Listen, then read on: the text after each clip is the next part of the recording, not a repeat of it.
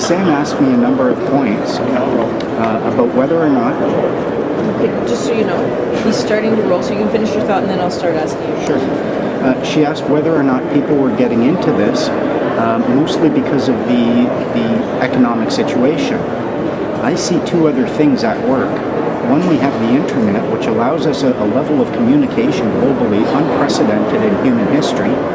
And although I can't categorically state the following has never happened, it's clearly happening now. People are developing a sense of spiritual consciousness. And when you start looking in your heart and you see that the law is commanding you to be loving, compassionate, and truthful, and then the government agent comes to you and say, you must do this, and you ask them why, and the only thing they can come up with is because I said so, or I'm telling you to. It doesn't work with adults anymore.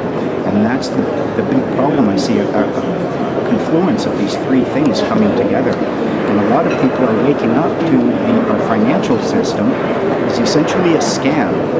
If you were to look at, say, banking, right now you go to a bank, you want to get a loan, they don't loan you money, you loan them a promissory note, they then monetize this and give you the money.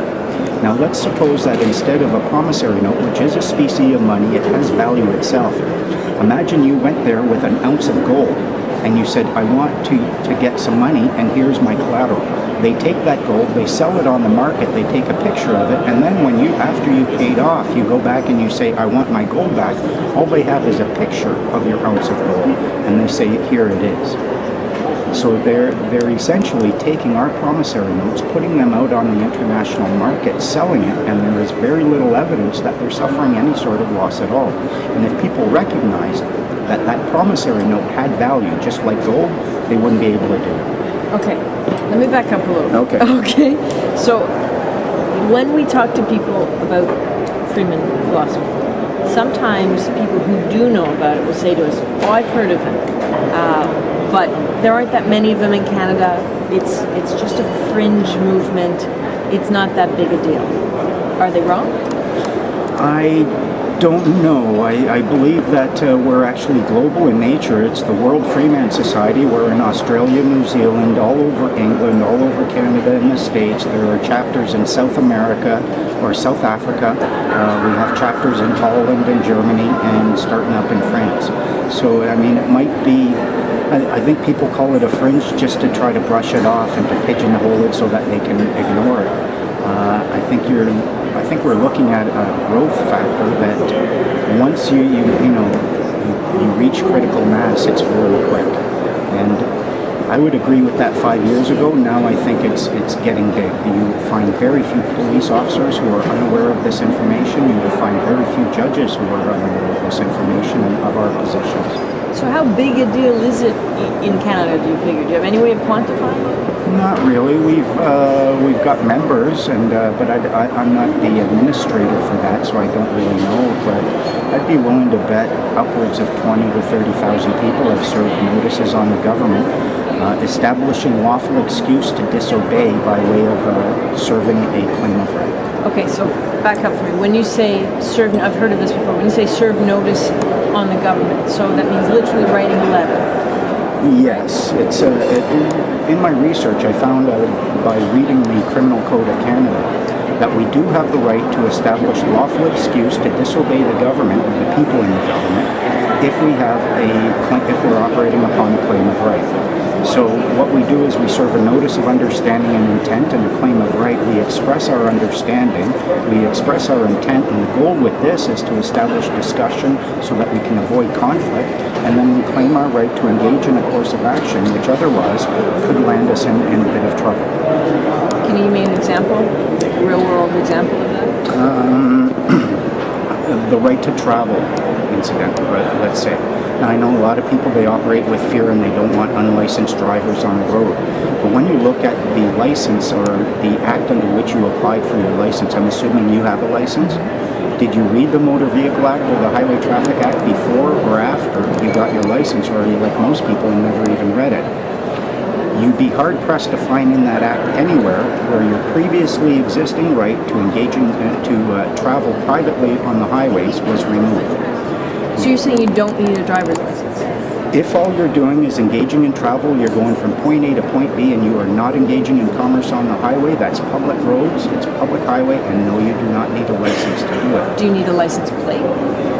You need, if you're operating without a license plate, they would have color of right to pull you over because they could claim that it's been stolen or whatnot. So you operate on a claim of right, you put an identifying plate on it, you express that it's private property, and then the police have no right to pull you over. And this doesn't mean you can just go willy-nilly on the road and you can't follow or you can disobey the rules of the road that everyone else is expecting. It doesn't mean you can operate in a manner that is dangerous or will distress other people. But no, we don't need our servants' permission to use the public commons for lawful reasons, and traveling is a lawful reason. And there's nothing in the Act which removes clearly and specifically that previously existing right.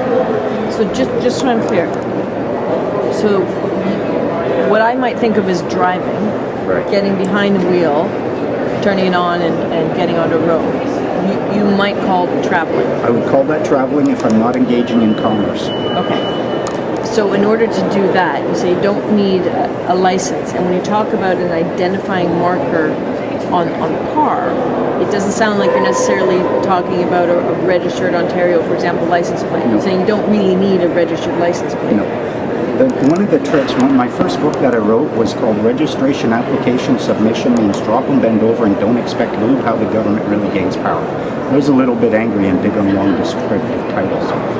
What I found out, registration, when you register anything from your car, your property, your children, essentially what you're doing is you're signing it over to the keeper, to the registrar, and then they let you have use of it under their terms and conditions.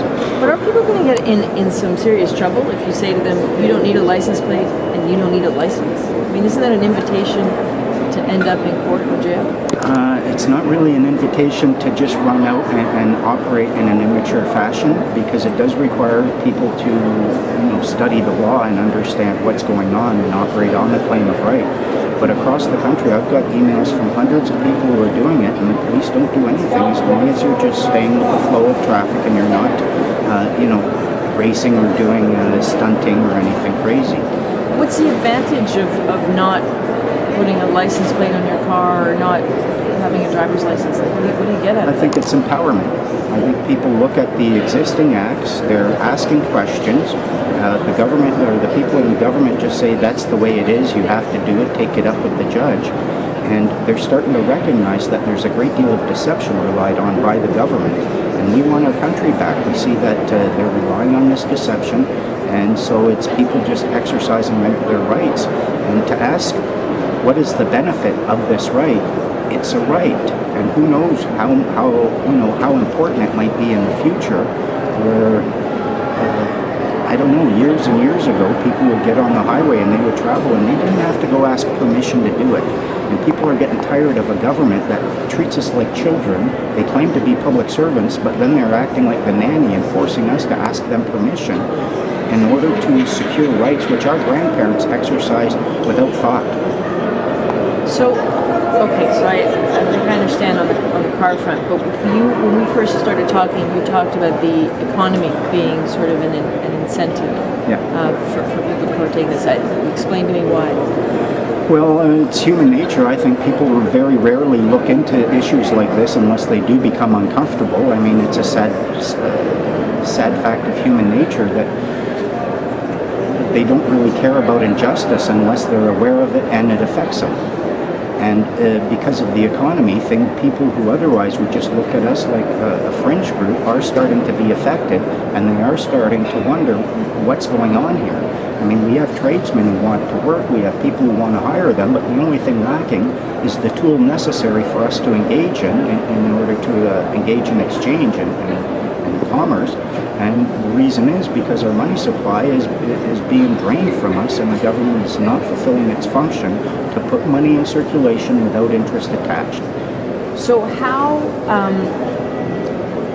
so are you saying that the worse the economy becomes, the bigger the membership of the Freeman Society becomes?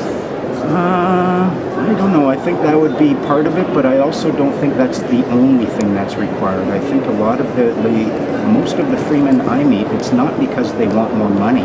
It's because they want greater control in their own life to follow their own conscience. And when the government tells us that we can't do something which we know is right and proper and just because they're not making money out of it, that's when people start rejecting the concept of governance. Essentially, my father was a World War II veteran. When I asked him about this situation, he told me this is not what we were fighting for. I love Canada, I love my country, I love the concepts upon which it was founded. What I don't like is what's become of it, where the corporations seem to have hijacked our government and our courts, and people are operating now, peace officers are operating now for revenue, essentially. They're enforcing policies that go against our hearts. What we have is the greatest tool ever devised to peacefully ensure full and complete government accountability. If we can just say no to the people in the government, then that is all we have to do. We don't need revolution, we don't need violence, we don't need anything like that. All we have to do is say, sorry, my heart tells me what you want me to do is wrong. Does that include not paying taxes? I believe in that we should pay taxes to a certain degree. I believe that we should have a say in how they're spent. I don't believe deception should be used for them, and I don't believe our money should be flowing out of the country to foreign bankers because we've put money in circulation with interest attached. I think we should have a say in where our tax dollars go, and I think you would be hard-pressed to find any Canadian who wanted their tax dollars spent on bombs, dropping them on people in Afghanistan, Pakistan, or any other state. I certainly understand what your point is clear, but what I'm still trying to understand is when you say it's important to say no to governments, that sounds like it's important to say no, I'm not going to pay that tax bill that I just got. What I found is doing my research in it, because again, everyone has a social insurance number pretty much. They tell you you need this number in order to work legally in Canada. What they don't tell you, I work lawfully within Canada, the geographical area. I engage in private two-party contracts, and I'm not making income. What most people don't realize is your social insurance number identifies you as an employee of the federal government. They call it a federal employee identification number. You need it to pay into things like Canada Pension Plan.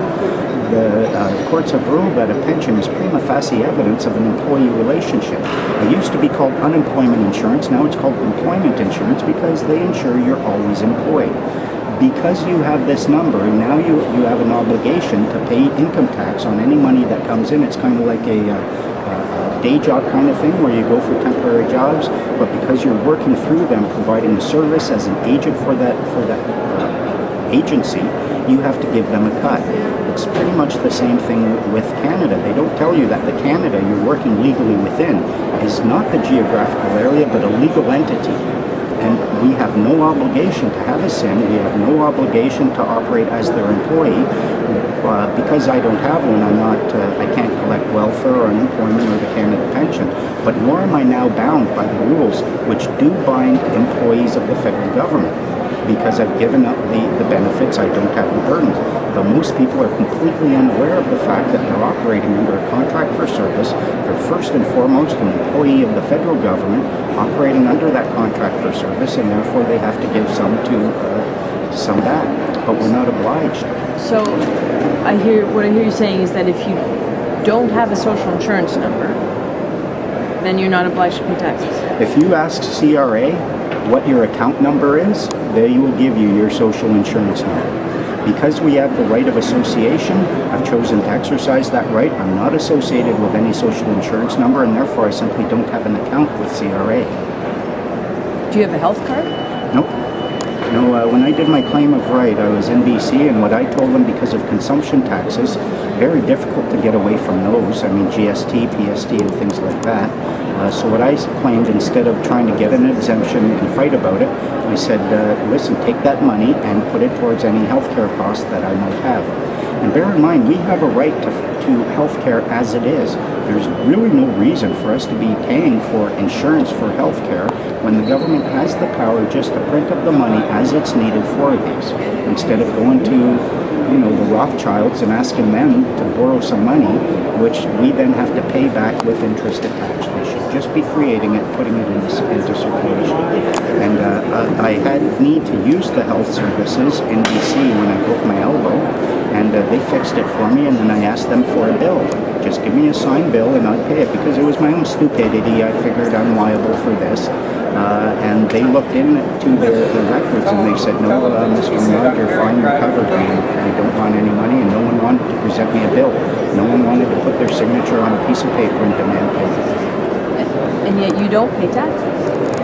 Well, I pay Or do consumption you? taxes, but I don't really call it. I don't really call it a tax. I don't pay income tax.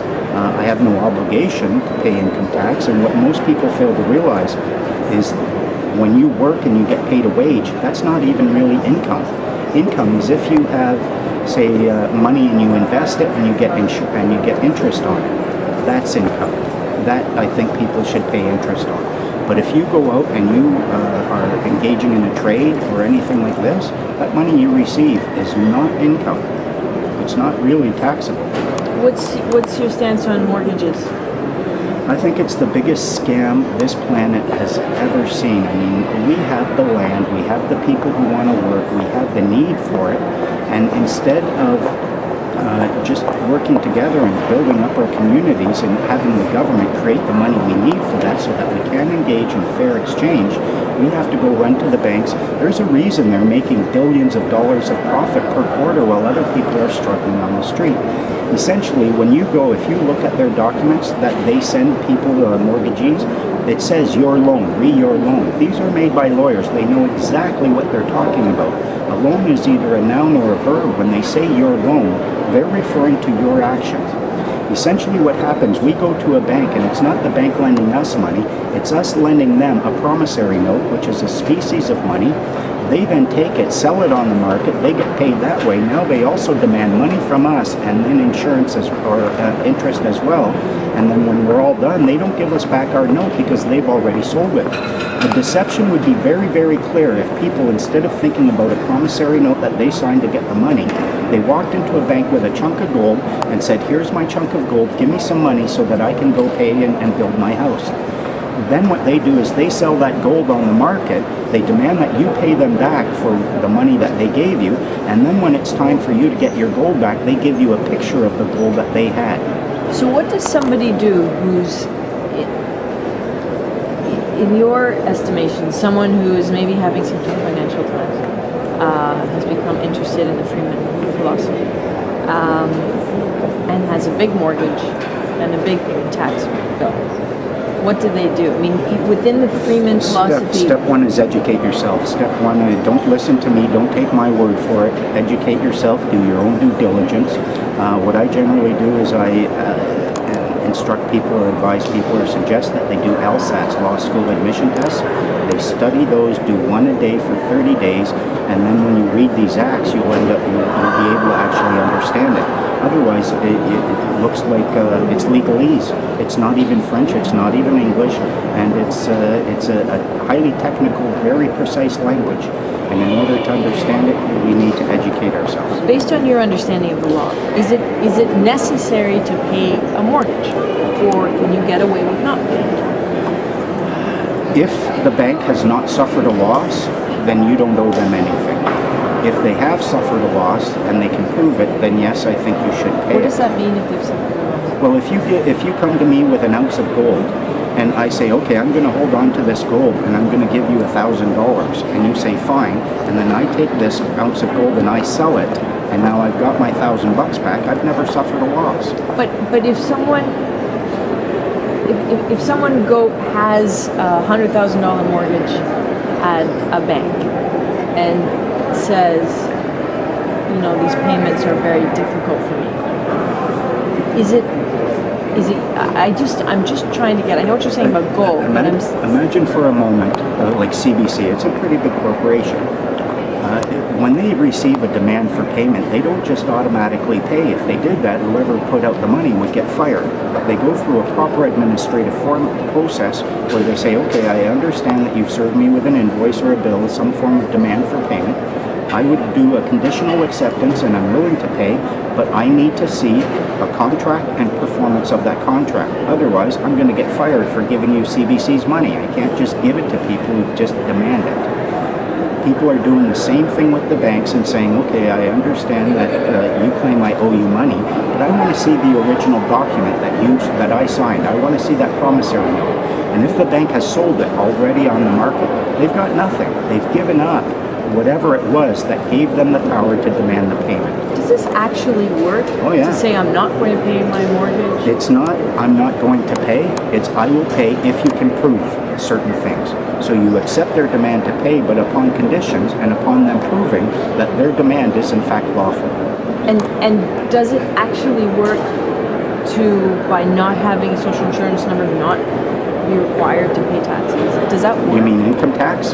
Income tax. If you don't have a social insurance number, you do not have an account with CRA, and if you don't have an account with them, they don't want anything to do with you.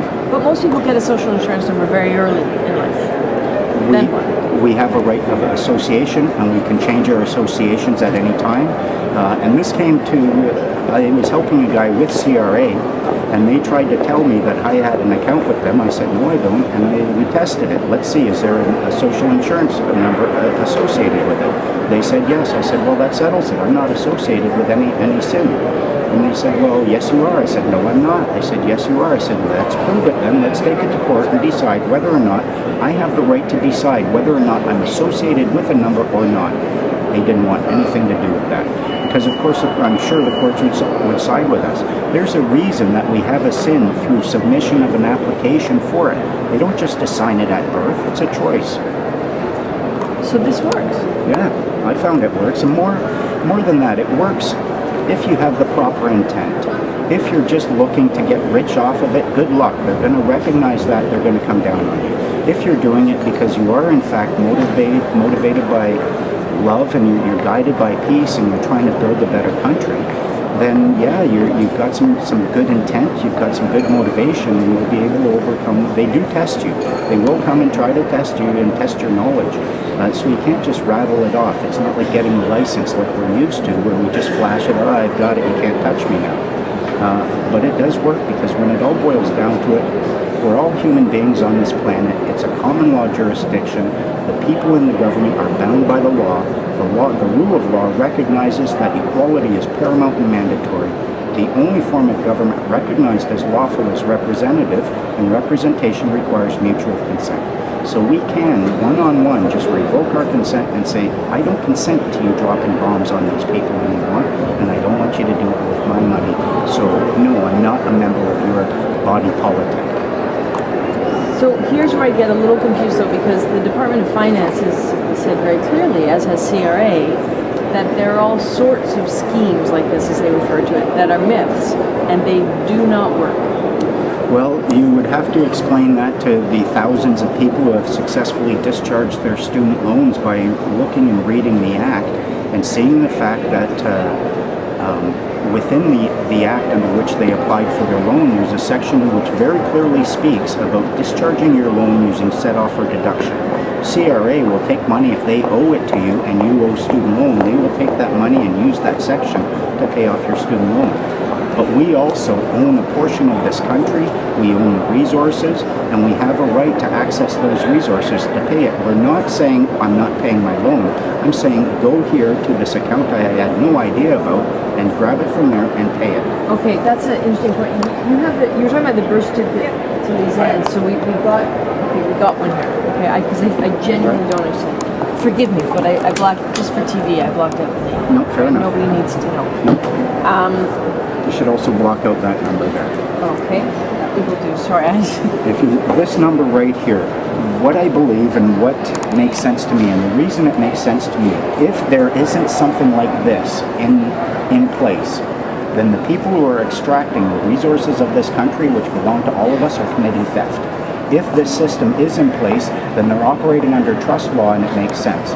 This birth certificate evidences that you were born not only in Manitoba, but that there is a trust relationship. If you wanted to replace this, you have to go to statistics or whoever's the issuing party, and they look on their documents, they look in their file and their documents, and they say, yes, there are documents here which support us giving you this.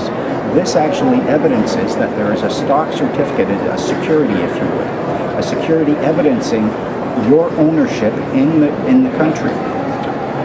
Someone else is holding it in trust. Now, when you look at the law, if you had stock in, say, Microsoft, and you were leaving the country, you could leave that stock with me in trust.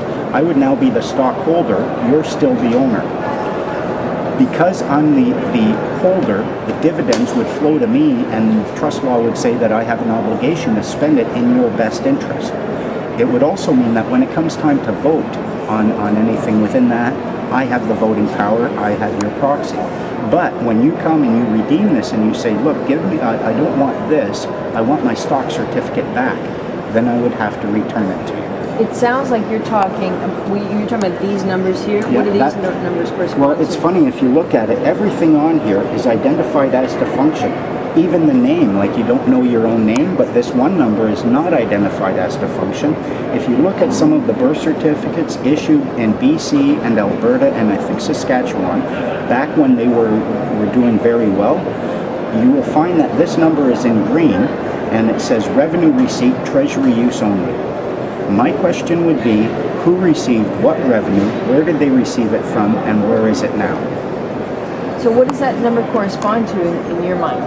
I would be willing to bet that that will correspond with a security, like a stock security, or a stock certificate evidencing our ownership in Canada. So it sounds like you're saying money in a bank account. Lots of money in a bank account. When you look at our country, when you look at the resources that we have available, the number of people, the stability of our system, we're the richest country on the planet. There are oil-producing countries out there where they don't try to, scam their citizens. They get paid every year. Here's $100,000. That's your share of the oil revenue. We could be doing that with our oil revenue, with our resources, with everything. So do you believe, do you think people believe or should believe that there is money owed to them that is sitting in an account that corresponds to those numbers? Yes, pretty much. It might not be in that one account. They might put it in the Consolidated Revenue Fund. Essentially what you do you have a bill? Anyone like a hydro bill? People are doing this with their hydro bills, and I can put you in contact with some people that have been quite successful with this. When you get a bill payment from Ontario Hydro, it's not actually legally a bill because no one signed it. It's an invoice, and then there's a lower portion, and it says a remittance, and they want you to return that remittance with your payment. If you look up what a remittance is, it's a species of money sent by one merchant to another. They're giving you essentially a check that you can use to access this fund, this account, to pay it off. What they want you to do is send them this remittance, but not a photocopy. They want that actual thing back, and then a check on top of it. Essentially what you've done is you've given them two payments. You've double paid. They keep that remittance. That becomes their corporate bonuses because they've been paid twice, and then they cash the check. But it's your signature upon it. What people are doing and having quite a bit of success with is they will put this registration number, they print the name in ink, and then they reference this number on the back. And then that is will identify sufficient information for the person who sent the invoice and for the trustee, the Minister of Finance, to access that account and to verify that this guy does in fact have an account with them. And so then it sounds like, again, just so I understand, you basically put these numbers down, and then the money for that hydro bill will come out of that account. Either that or their tax liability drops by that same amount. But bottom line, if they put this number down on their hydro bill, they don't have to then It's a bit more complicated than that. It's a bit more complicated than that. You have to, you write accepted for value, and that's a legal term where you're telling a third party, in this case the financial minister, Minister of Finance, or the Receiver General, that between two parties you acknowledge that they provided you value in the form of the electricity. It sounds awfully complicated. They try to make it complicated purposely, I think, because they're holding on to our money, they get to administer it. It's kind of like the nanny has charge of the cookie jar, and their hands are in it, and they don't want people to find out exactly how much money is there. But if we do this properly, people don't suffer the economic crisis that we're having, and the people in the government have less money to build bombs and go drop it on. So basically, if is it correct to say that if people do their homework, then they have to pay less? Yes. Yes. Yeah. And how do they figure out how to do their homework? I mean, are there materials they can watch? Is there stuff they can buy? Well, I've got 2 videos out that a lot of people start off with: Bursting Bubbles of Government Deception, and then The Magnificent Deception. They're available on YouTube or on the internet. And it explains some of the processes that the people in the government use to secure power over us.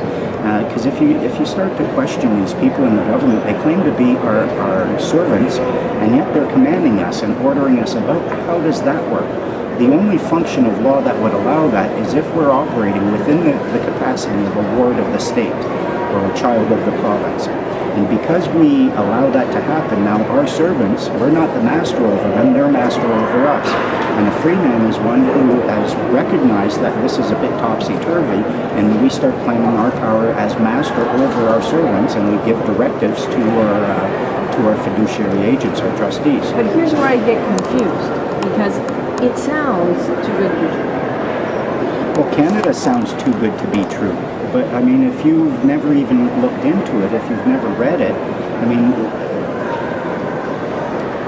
if you haven't educated yourself on what tools the people in the government are using to secure power, you'll never know what your remedy is. But the fact is, we own this country, we own the resources, we're a very rich country, we're very blessed, and we've been kind of hijacked by corporations that want those resources. And it's pretty much simple. Just recognize you're one of the owners of the Bank of Canada. You essentially have an account with them, and they're sending you a check, and you just fill it out like a check, and you send it off, and you draw from that for that. And the reason you can't do it for everything. I don't see people doing it for Corvettes or anything like that. But for things which are recognized as a human right by Canada by virtue of the fact that they're signatories to a UN covenant, that's ours. Ontario Hydro, when they access our water, that's our water. It's our hydro. And they are supposed to provide it to the people for free, and then they can sell it to the corporations. But this process won't work for a corporation, just for the living, breathing human beings. Okay, so so when the Department of Finance, Change the disc. and I printed this because Lord knows my memory is appalling. They're ducking and diving there. Okay, so this is a letter from the Department of Finance. Okay, just explain. Is the Department of Finance wrong, or are you? Well, I don't know that it has to be either or, but it does say here, by submitting their birth certificates. What I've read, I read a slightly different one stating that the birth certificate, there's no funds associated with the birth certificate. But the birth certificate isn't the funds itself, and we aren't claiming that. We're claiming that the birth certificate evidences a security, and that security has the funds, but they don't tell you about that. And if it doesn't exist, then the question is, when they allow corporations to come in and seize our resources, how do they make sure that the funds that they get are being divvied up properly? Because this appears. Sorry. You all right there? That's good. It's just when you had the water, it just came out. We're good. Because this appears that the government is saying what you're selling is a scam. Well, I think what the government is selling is the one selling the scam, because what we should do then is a full and complete forensic auditing of all of the documents that they're holding on our behalf. Let's look at those. But they don't want us to look at those, and this is why people are starting to question it. And they might call it a scam, but do they use the word scam? They don't. They don't use the word scam. They call it a myth. I don't think it's a myth if the fact, I mean, if you look on a birth certificate and it says revenue receipt, treasury use only, and then you go and you ask them who received the revenue, from whom did they receive it, and what's happened to it, and they don't tell you, and they just try to brush it off like this, the questions are still outstanding, and then people start using it and they find remedy. They're getting their student loans discharged. They're paying for their hydro in this manner. So if it's a scam, Why is it that they don't actually submit a signed bill? Why do they send you a remittance and then acknowledge that it is in fact a valuable species of money? I'll get a title. And if it was a scam, I'm not making any money Sorry, off of stop. this. Just for 1 second. I just want to. It just slips out. I'll get it after. And generally, people who are engaging in scams, they're trying to make money off of it. I'm not making any money off of this. You don't sell any materials at all? I have products that I've created that I've given to the World Freeman Society. They're educational packages. They're freely available online. You do not have to pay for them. But a lot of people get the information, they appreciate what we're doing, and then they buy a package after the fact just to support us. How much are the packages? $200, I think, but it's a series of DVDs, all my written books, a whole bunch of information that they can use to study. Again, it's freely available online. You don't withhold it if they don't have money. Okay. You mentioned before at the beginning that you don't think that there's a police officer or judge, you said, in the country that doesn't know about the Freeman. Well, I've been recognized by numerous peace officers all across the country. I know that just a few months ago there was a woman, I forget her name, but she was giving a talk to the judiciary members here in Ontario. I believe it was in Kingston, explaining the whole Freeman concept. And so many people are starting to wake up to it. One of the things that I tell people is that because it's a common law jurisdiction and we're all equal, we're seen as equal, consent is required before one man can govern another.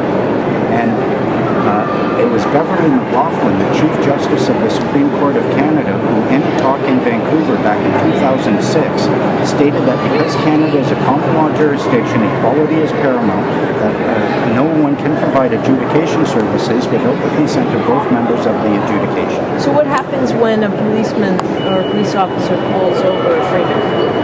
It depends. A lot of times it depends on the intent of the Freeman and how much peace he has in his heart. I've heard tell of the cops just saying, oh, another one, and walking away. And then I've heard tell of some Freemen getting very abusive with the officer and then suffering from that. So to say what happens when that, what happens when someone gets pulled over any time, it often depends on who is getting pulled over and who's doing the pulling over. What worries you about those circumstances when they get pulled over? It's very powerful information, and I questioned whether or not I should be releasing this when I first came across it, because I do recognize it as there's the danger of it being abused, but I did not feel comfortable deciding who I would and who would not release it to. If it's the truth, then let the truth come out, let people see it, let them decide for themselves. But have there been problems? I would not say there hasn't been problems. You're dealing with people who like authority, like their authority, and who expect blind submission and obedience. And when it doesn't come, their first step is to try to secure that obedience by threats of violence. So a lot of times you end up with some of that. But in the States, some people try to claim that we're anti-government. We're not anti-government. We're pro-good government. We wish we had it. We're not associated with like the Montana Freemen, who are violent reactionaries in any way. What we're looking at using is the law to peacefully ensure a positive change. So that's why you send the notices to the police departments, right? Yeah, the purpose of that, the rule of law states that conflict is avoidable, unnecessary, and undesirable. We're to use discussion and negotiation to settle it, and if that doesn't work, then adjudication in a court of competent jurisdiction. So I don't tell people, don't do this, just run off and do whatever you want. I tell them, educate yourself, form your own course of action, do your own due diligence, and then go talk to these people to avoid the conflict. And there's hundreds of people out there doing it now. I'm so sorry. Sorry, forgive me. I'm going to get a piece of tape. I feel very rude interrupting your flow all the time. It just sneaks across. I'll fix her. Our Newfoundland friend to fix it up. She's fixed now. It won't happen now. Newfies are having a tough time with their fish stocks collapsing. You know what their favorite dish is now? What's that? And chips.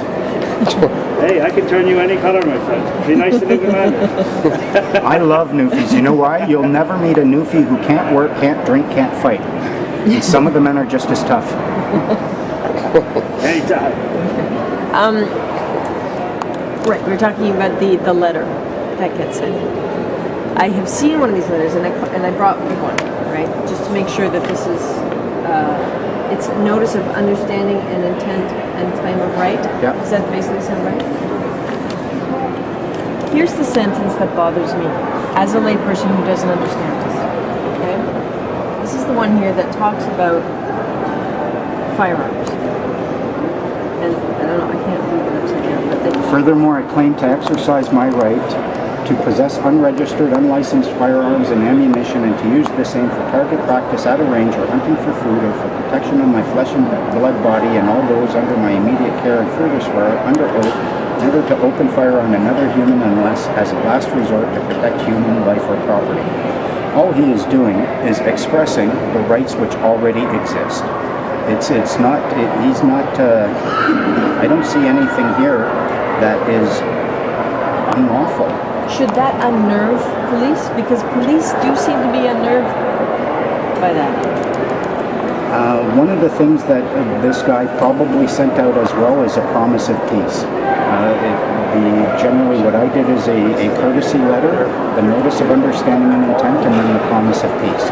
It shouldn't unnerve them at all. They should recognize that all they're doing is dealing with an adult human being who is recognizing his rights at law in this common law jurisdiction. And if I was a police officer, I would not take that as a threat at all. If you were a police officer, would you be nervous about the Freeman in this? Not at all. Not at all. Is there any reason to fear the Freeman? I don't think so. I think when, like, the true Freemen who have gone through the entire process, they almost invariably end up at a point where they recognize the duty of compassion, the need for love, and to operate with the truth. What I tell people, the Freemen, I say the first thing out of your mouth when you meet a police officer, you should say, "God's peace to you, peace officer. Are you claiming or seeking contract or conflict?" And if they give you demands, if they give you orders, you have the courts available, there's no need for violence, you accept whatever commands they're giving you, you tell them you're doing it under protest and duress so they can't claim later that you consented, go through it and then talk to a judge. Well, you've seen some of the videos. It does get a bit tense and a bit nasty. What, with the police? Well, to me, I've spoken with a number of police officers who very much like the three-man perspective because they don't like being policy enforcement and revenue collection officers for these corporations. And they're getting tired of it. They don't understand what's going on. Personally, I think peace is what it should be about. We should be motivated and guided by love, and we should be seeking peace and abundance, not trying to generate conflict with people. And you said or at least I've read that you want to start, and I don't know how far you've come with this, with the Peace Officer Corps. Yep. What is that? If you look at the Criminal Code of Canada, a peace officer is anyone hired to preserve and maintain the public peace. So what we do is we just hire each other as peace officers, and then when we go out and we monitor the police and their actions, we're not talking that way, we're a militia and we're coming out with arms. What we do is we come out with a badge and we come out clearly identified as peace officers, so that this way they're not scared of us, they recognize that we too have accepted a duty to peace, and then we film them and their actions for use in court later if necessary, so that they can't come up and say, "Stop doing that, and if you don't, I'm arresting you for obstructing a peace officer." Then it's them obstructing the peace officer. Okay, I'll just put so there's a badge, right? And so does that mean if somebody is stopped at a traffic stop by a police officer, for example, how do the peace officers know to go there and keep an eye on them? I mean, how do you communicate to call? We aren't set up to that regard yet. There's maybe a couple of hundred people out there who have made oath to preserve and maintain the peace. They're not doing it for mercenary purposes or anything like that. They just want a more peaceful country. And imagine if we had a country where every adult was in fact a sworn peace officer who promised to preserve and maintain the peace. From the police officer's perspective, they like it because they know that we're not a threat to them. If we do attack them, we're abandoning our peace officer status. So they feel kind of like we're children who are finally grown up. So, but I realize you're just at the beginning, so you're still in the training stages? No, or? I'm a horrible administrator. So we need proper administration for it. We need civilian oversight, an elected civilian oversight body. And it's not just a bunch of people saying, I'm a peace officer, do. There does need to be a certain amount of oversight in it.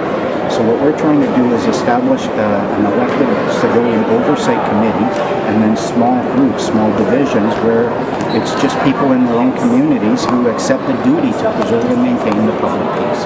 And will they be armed with anything?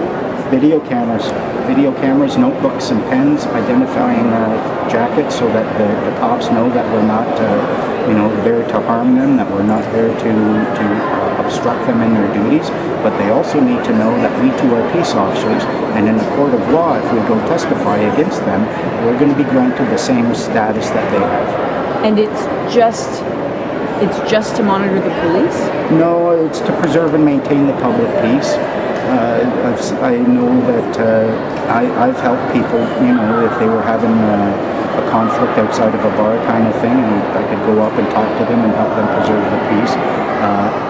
Primarily, I don't think any force of peace officers should identify any other one group and then pick on them like that. So I wouldn't agree with that. But that is where the biggest problems are. I mean, we're at G20, it just happened not too long ago. There was that poor case of Robert Trzynski, I believe his name is, in Vancouver. Yeah, who got beat to death, essentially. These things should not be happening, and people are becoming aware that the country is slowly devolving into a police state where police officers claim the right to command you even though you're not doing anything, and their only justification, I told you so. So you think it is important that your peace officers watch police officers? I think it's important that the public watch the police officers and monitor it, and I think that by operating with the status of peace officer, we enjoy a far greater degree of protection from them being able to beat us up and claim, oh, you're obstructing a peace officer, and then they arrest you merely for refusing to obey their orders. So you see the threat from the police to the Freeman as opposed to from the Freeman to the police? I see it. No, I don't. That's a pretty broad statement. You know what I mean? I've met some amazing police officers out there who love this country as much as I do, and they do care very deeply about justice and about helping people. So I certainly don't want to create divisiveness like that. And the Canadian Common Core of Peace Officers, that's open to everyone, even including existing police officers. And I would like to find some retired police officers to head this up so that we do have a second civilian oversight of the existing police, which most Canadians agree we need. Do you have any police officers who've signed up as peace officers? Not that I know of yet, but I've got a couple of letters that I'm sending out to some retired people.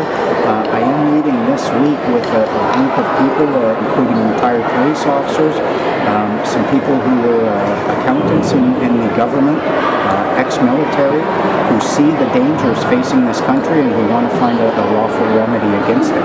And they recognize that we do have the right to hire each other to preserve and maintain the peace, and that the accountant actually, who worked with the government, he acknowledged that our birth certificate does in fact evidence our share in this country, our ownership, and that there is accounts there that we can access for meeting these demands.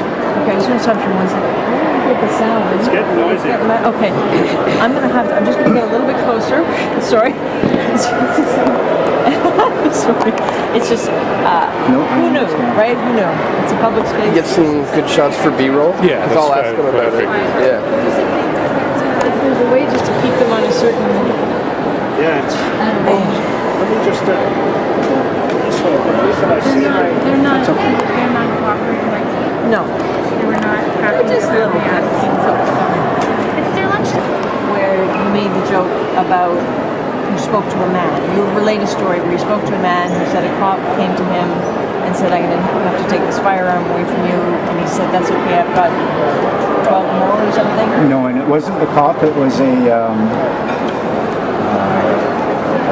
warden, what do they call him? Parks warden or something? Yeah, Parks warden. And then the last line was, that's okay, keep coming. The last one. The last one, you're going to get our bullets. Now, again, I don't advocate that kind of thought process, but bear in mind, this man was using this. He wasn't hunting for sport. He was going out and he was hunting for sustenance for his entire village. There were old people there who he was feeding. So if the people in that government start overstepping their mandate and putting people in Canada in danger where they could die, at what point does it become okay for us to make a stand, and at what level? And this man, bear in mind, he wasn't a violent man. He was a very, very peaceful man.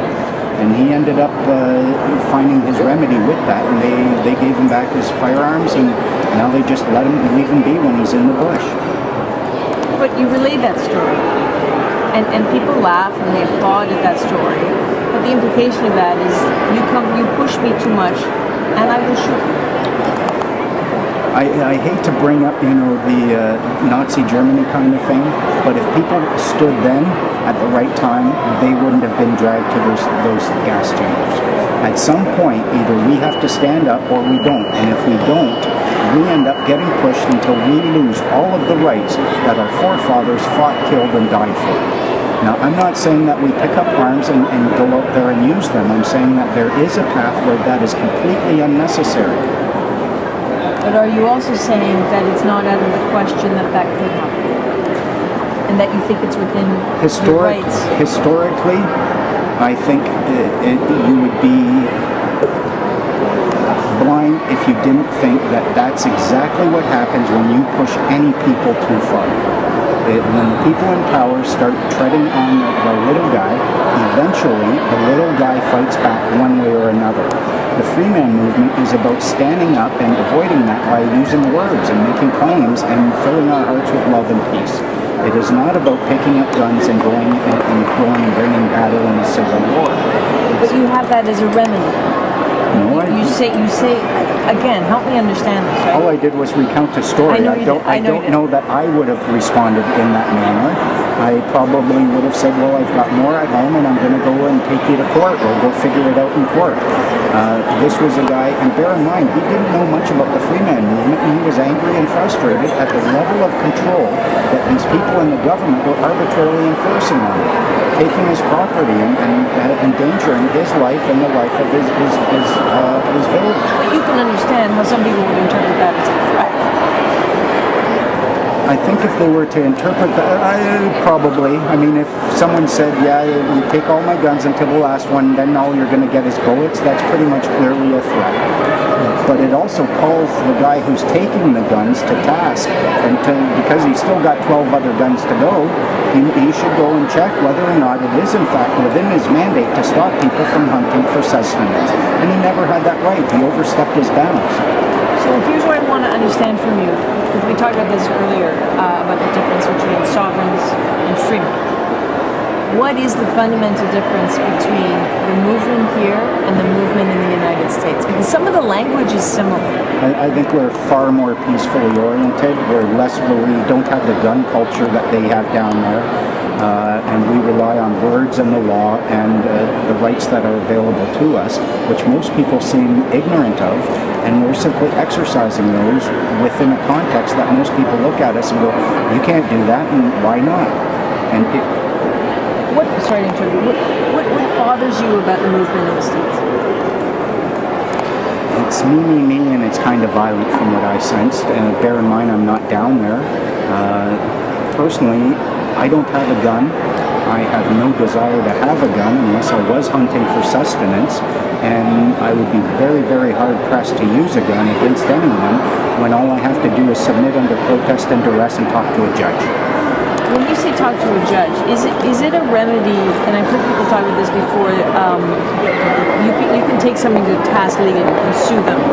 We can sue them. We also have the power to swear out private informations, which will result in criminal charges being laid against the police officers. What does that mean? You go to a judge, you have your affidavit of an occurrence of what happened, you have a thing that's called an information, you talk to the judge, it's just you and him, and if he feels that a crime has been committed, he is duty-bound to swear out a warrant for the arrest of that party. Now right now, if you have a problem, you go to the police, they investigate, and then if they feel there's need for it, they suggest to the Crown Prosecutor, and then it's the Crown Prosecutor doing that. But what do you do when it's the police who are engaging in these unlawful actions? They aren't investigating themselves, and the Crown Prosecutor isn't going to do it. So luckily in common law, we all have the power just to go before a judge without any appointment or anything, swear out an information, tell him what's going on, and if he feels that that guy, regardless of his police officer status, committed a crime, he will sign a warrant. And then if it was the Canadian Common Corps of Peace officers doing that, once we have that signed warrant in hand, then we go to that cop's boss and we say, I've got a warrant for his arrest. Are you going to do it or am I? And his boss will do it every time. And what about the suits? What can you sue somebody for? Again, I'm not a Have you- lawyer, so have you ever I done can't it? give legal advice. I haven't. Generally, what I try to do before I run to court for adjudication, I use discussion and negotiation, and I try to find the common ground where we can find some form of peace, some form of resolution that doesn't require the adjudication. And the times where I was in a position where I could have run to court and sued, I found that discussing these issues with people, just as we're doing now, settled the issue, and we could find a common ground, and there is no need for conflict.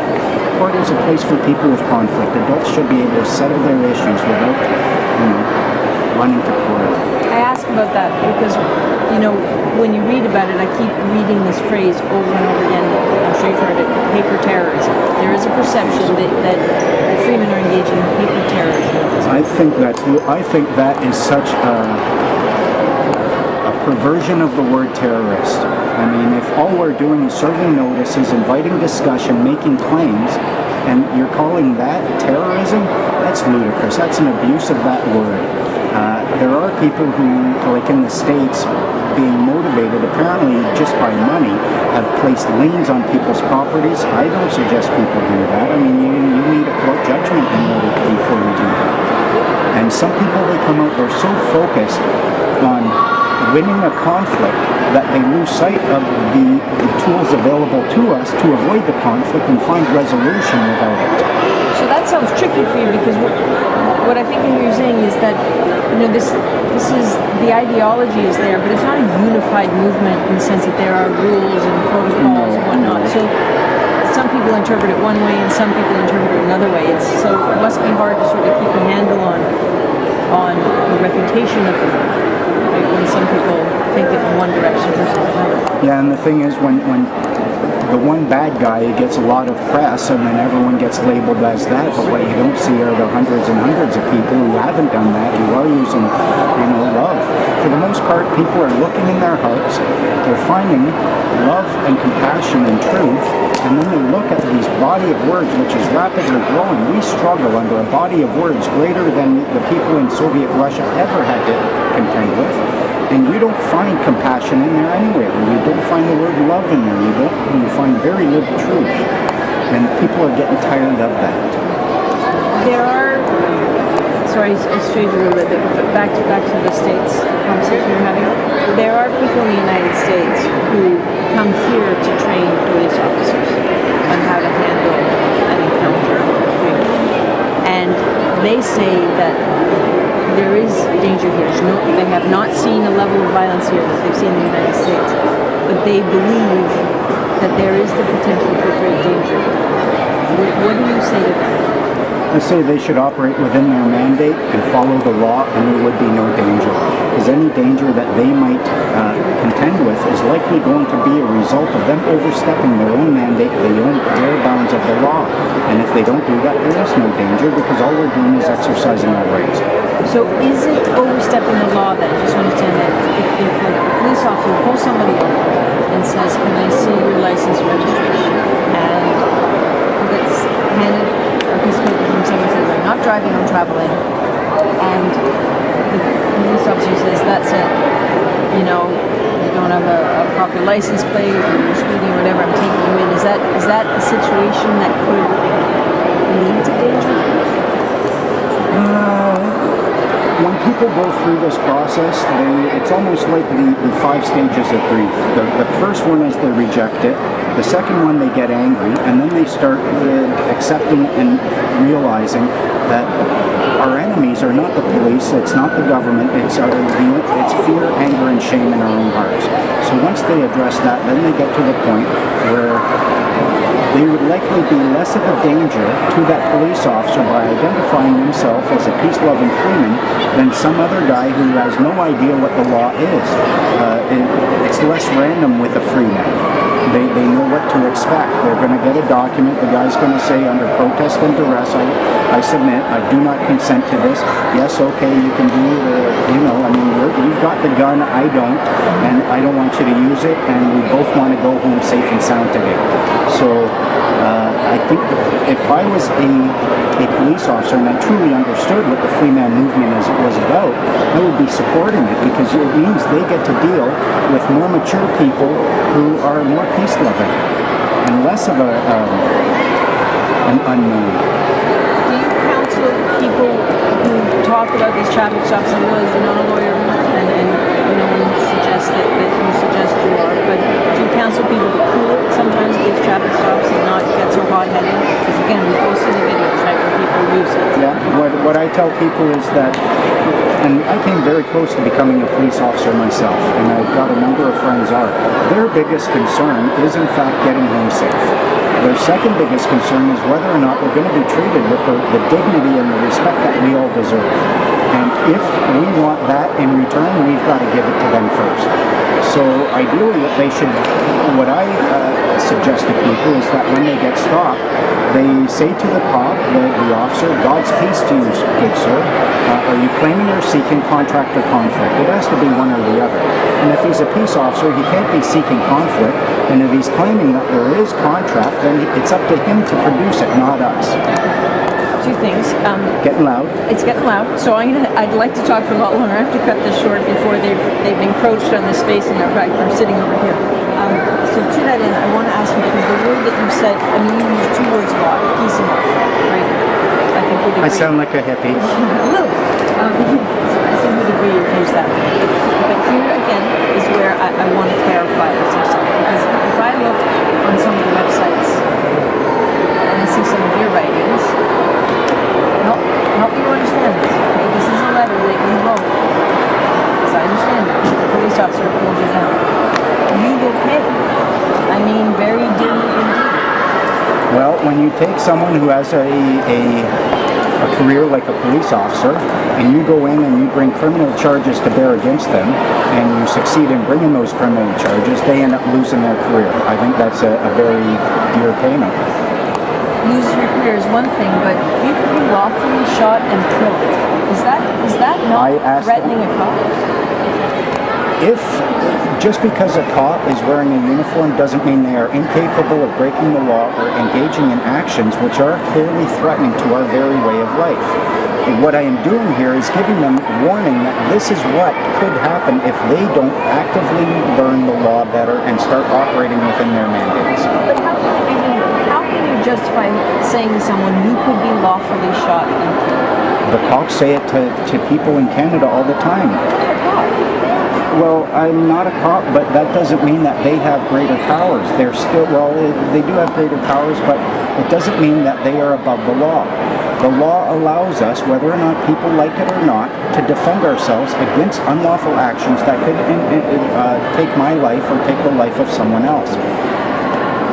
Sometimes in order to get people to take you seriously, if they think that they're totally in charge and that they have all the power in the world, you have to let them know, listen, you're wrong. You don't have as much power as you think. We do have the power as well, and this could happen.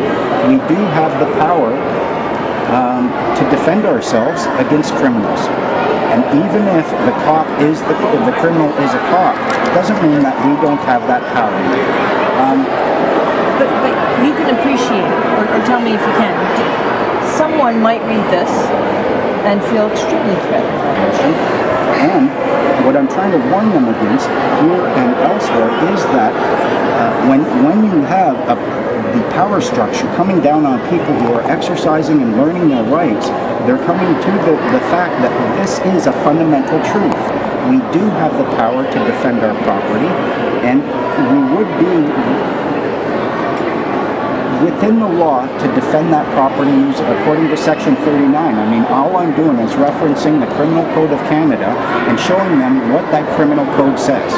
I'm not saying that you should feel threatened that this is happening. I'm certainly not trying to manifest that.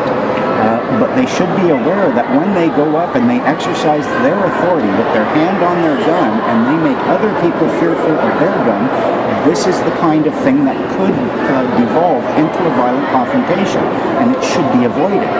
So what I'm trying to do here is not threatening them with shooting them and killing them, nor trying to espouse to others that they should. I'm trying to get the police officers to recognize there are limits to their authority under the law, under the Criminal Code of Canada, and that they should operate with respect to the Criminal Code of Canada. So you're not a dangerous guy. I'm a sweetheart. Of course I'm not a dangerous guy. I believe very strongly in compassion. When I look in my heart, the duty that I see, the fundamental duty, is one of compassion. I love my country, I love the law, I love justice. I believe very strongly in the rights and the freedoms that we have. But, I mean, we have a Charter of Rights and Freedoms, but there's no corresponding list of our duties and obligations. And I'm unaware of any right that doesn't have corresponding duties and obligations. The future for me a little bit, five years down the road, where do you see this country and where do you see this movement? Well, in order to express that, I'd like to share with you the 5 things that I see. The problems that we have in our country are basically, I came up with the address mostly because I only had that many fingers on one hand. One, people need to grow up. We need to operate with a greater degree of maturity, with a greater eye towards human dignity. We have to stop dividing ourselves based on the color of our skin, our eye color, the color of our socks, or even our political ideologies. It's silly that we divide ourselves like that. We have to recognize that we are responsible for the actions that our representative governments take, and we have to empower ourselves over them. The other problem that I see is that our form of government is archaic. It is so old. I believe very strongly in democracy, but what we have now is a democracy.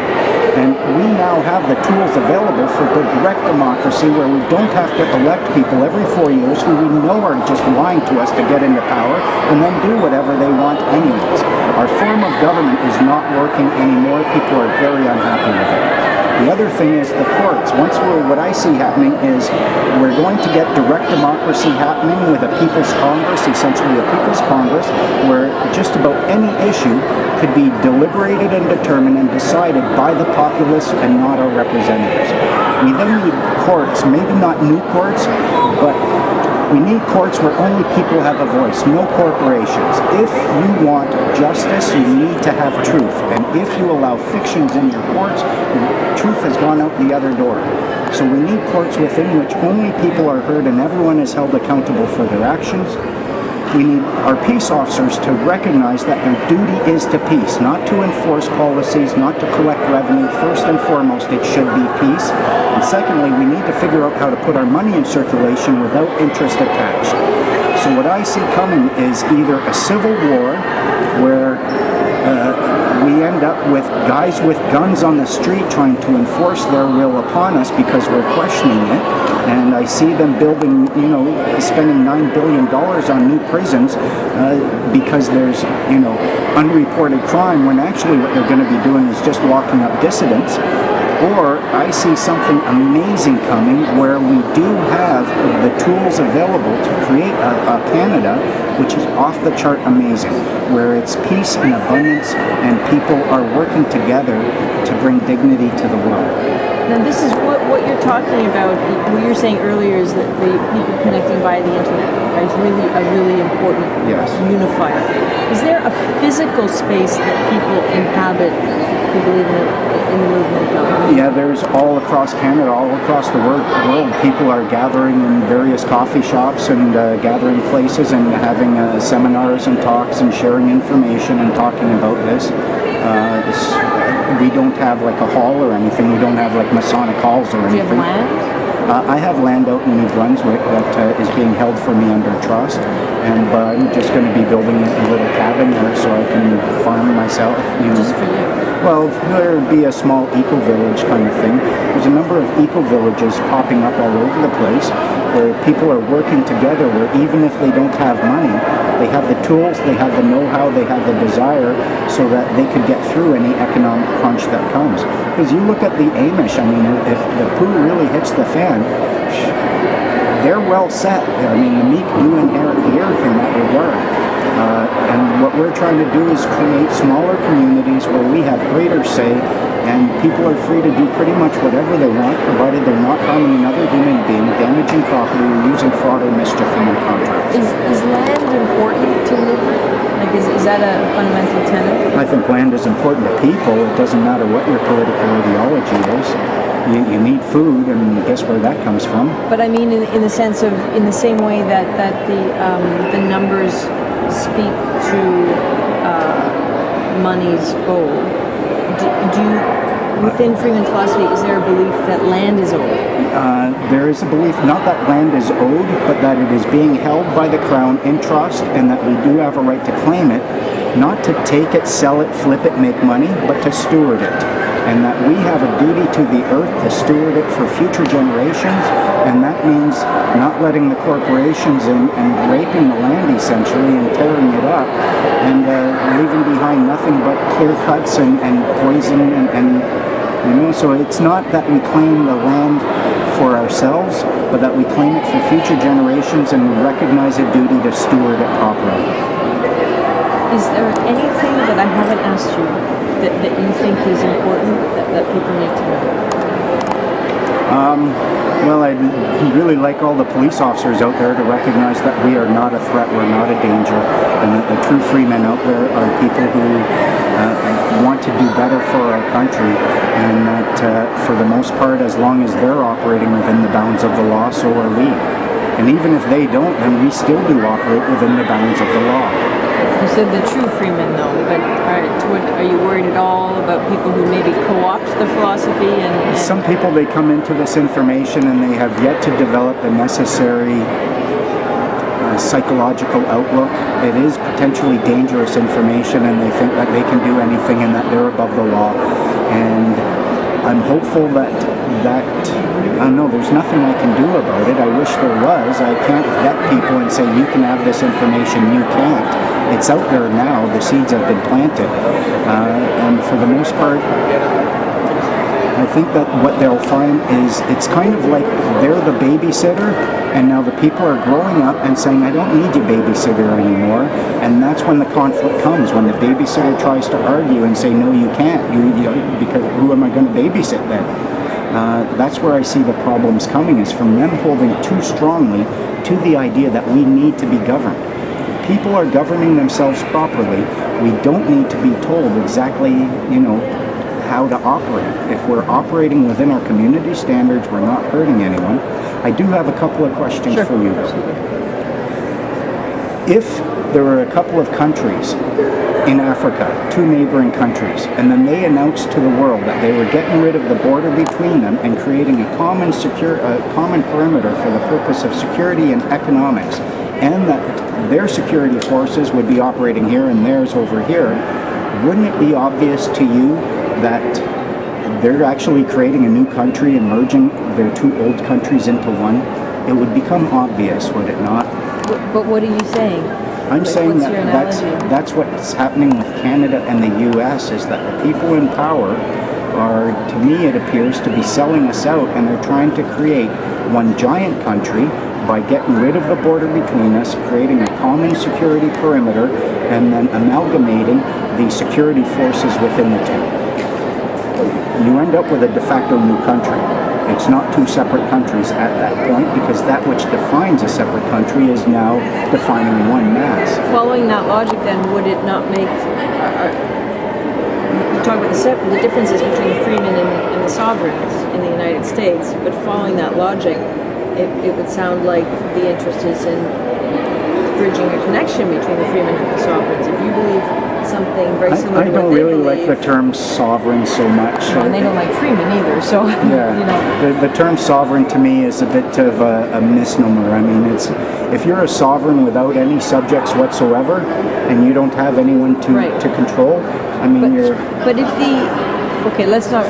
don't call them that then. Just following your analogy again, if your sense is that the Canadian and American governments are trying to merge as one entity and erase the border, does it not follow that the Canadian freemen and those in the United States who believe the same things? Would you like to see them joining up to combat that? Is that what you're saying? When viewed from space, the Earth has no borders. And I think the people itself are naturally, eventually, we're all going to be operating as some form of cohesive group, because these borders make very little sense, really. But what I don't want to see is those borders being eroded, and then the power given to a very small group of bankers who have all of the control, and then we're all just under a one world government where we have so little control. That's what I don't want to see. Is there anything else you think we should know? Well, the other thing I was going to ask, well, I don't know, but for this camera, and to ask you, if some guy came to you and claimed the right to force you to live your life according to his own morals and ethics, and threaten to throw you in jail if you failed to do so, you would probably rightfully consider him to be insane. And yet, it seems to me that when someone's doing this to the whole country, no one's questioning his sanity at all. And that's how you see what's happening? Yeah, I think the people in power, I think if Canada was a ship, it's been hijacked. It's been hijacked by corporations who are only after profit. They want our resources, and they have lost sight of what it means to be Canadian. And do you see yourself and others in a position to take that back? I don't know that I see myself in a position to do that, but I do believe that we can plant some seeds that would make them doing that extraordinarily difficult, if not impossible. And provided we do grow spiritually, consciously, and we, become aware of what's going on, then yes, we can fix it. Is there anything, Dan or my friend, anything you want to add? Nope. No, you're okay? You're okay? Yeah. I really appreciate your time. And what's with like the... And now they're gone. Yeah. Of course. Do you want to grab those kidding tight me? shots while we're still waiting? Oh, I'm looking at papers. If you don't mind. And the last thing is your letter.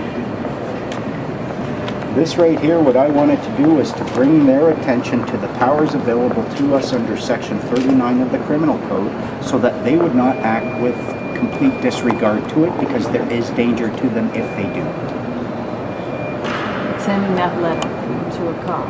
It was ballsy, I know, but I got to get their attention, and they have to recognize that they're our servants. We have the power here.